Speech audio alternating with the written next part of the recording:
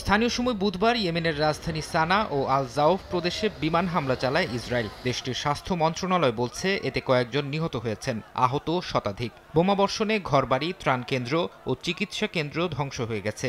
আগুন নিয়ন্ত্রণে ও ধ্বংসস্তূপে আটকা পড়া মানুষদের উদ্ধারে কাজ করছে দমকল বাহিনী। ইয়েমেনে হামলার বিষয়টি নিশ্চিত করেছে ইসরায়েলি সামরিক বাহিনী। তাদের দাবি, হামলার লক্ষ্য ছিল হাউথিদের সদর দপ্তর, সামরিক ঘাঁটি ও জ্বালানি ডিপো।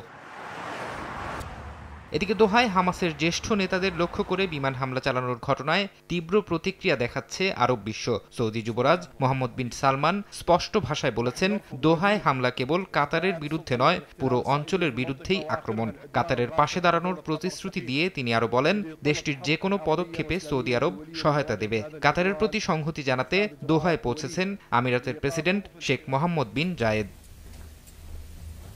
কাতারের প্রধানমন্ত্রী শেখ মোহাম্মদ বিন আব্দুল রহমান আল থানি সিএনএনকে দেয়া সাক্ষাৎকারে বলেছেন, দোহায় ইসরায়েলি হামলা কেবল আঞ্চলিক নিরাপত্তাই নয়, গাজায় জিম্মিদের জীবনকেও ঝুঁকিতে ফেলেছে। থানি স্পষ্ট ভাষায় বলেন, ইসরায়েল যেটিকে সন্ত্রাসীদের আশ্রয় দেয়া বলছে, সেটি কাতারের মধ্যস্থতার ভূমিকা। তিনি বলেন, শিগগিরই আঞ্চলিক মিত্রদের নিয়ে একটি সম্মেলন অনুষ্ঠিত হবে। ইসরায়েলের বিরুদ্ধে কী পদক্ষেপ নেওয়া হবে তা সেখানেই ঠিক করা হবে।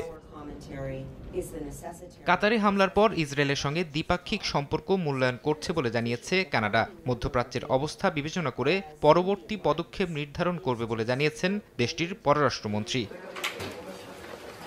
বিশ্বজুড়ে নিন্দার ঝড় উঠলেও তাতে কান দিচ্ছে না ইসরায়েল। উল্টো হুঁশিয়ার করে নেতানিয়াহু বলেছেন, হামাস নেতাদের বহিষ্কার করা না হলে কাতারে ফের হামলা চালানো হবে। সংগঠনটির সদস্যদের যারাই আশ্রয় দেবে তাদের আক্রমণ করা হবে বলেও হুমকি দেন নেতানিয়াহু। ফরহাদ চৌধুরী, সময় সংবাদ।